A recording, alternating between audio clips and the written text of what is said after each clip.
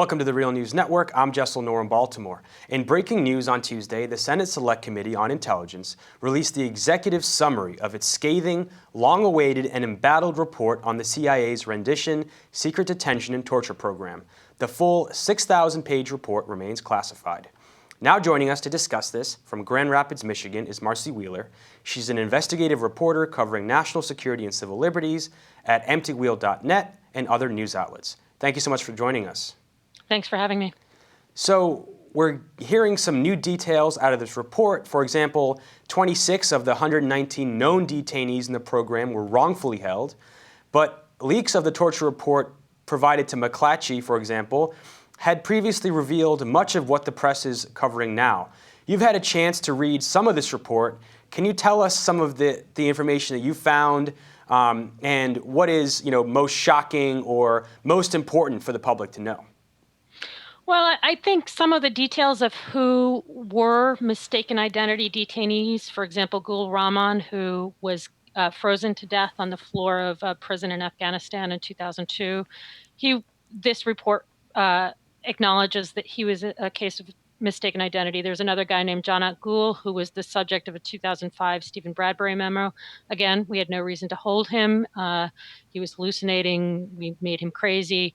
So not just that they shouldn't have been detained, but the people we kept and killed and tortured incredibly were among those we kept. And it took CIA 3 months often to figure out that they had the wrong person. So they'd keep them in these prisons. They'd lose track of them.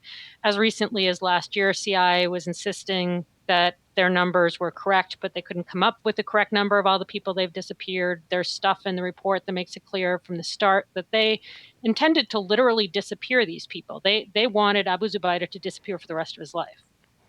And so the Bush administration had maintained that this program was humane, it was legal.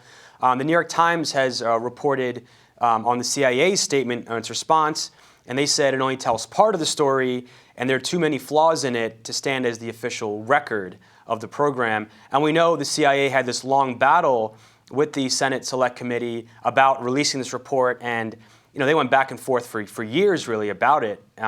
Talk about the timing of this report. Why now? Well, why now? Because Dianne Feinstein's about to cede the chair of the Senate Intelligence Committee to Richard Burr, who would bury it quickly. But I think the CIA's claims that this only provides part of the story is correct insofar as the White House has gotten the CIA to withhold a bunch of documents that implicate the Bush White House. So we know that George Bush wasn't fully read into this torture program, but we don't have all the details about what the Bush White House did know, because Obama is keeping that secret, and that's pretty remarkable.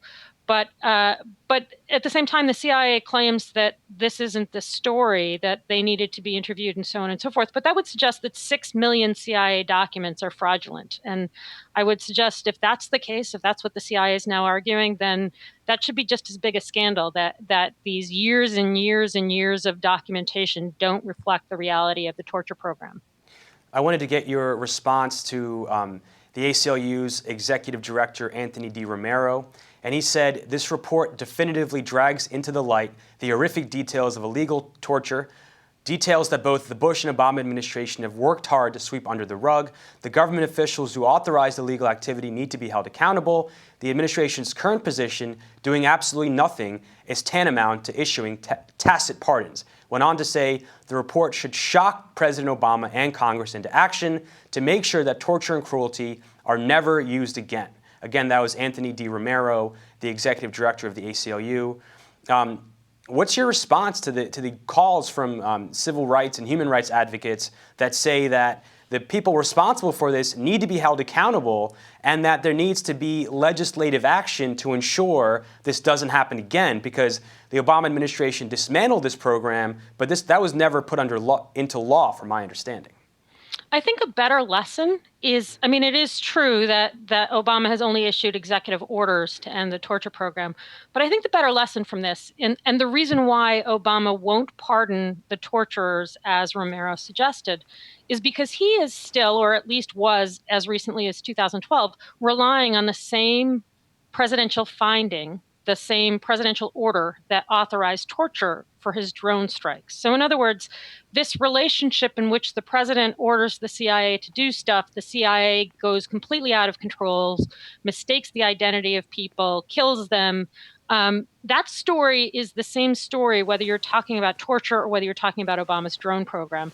And Obama can't pardon Cheney and Addington and Tenet, because if he did, he would have to acknowledge that the same presidential order he still relies on was used to authorize war crimes. So he can't do that.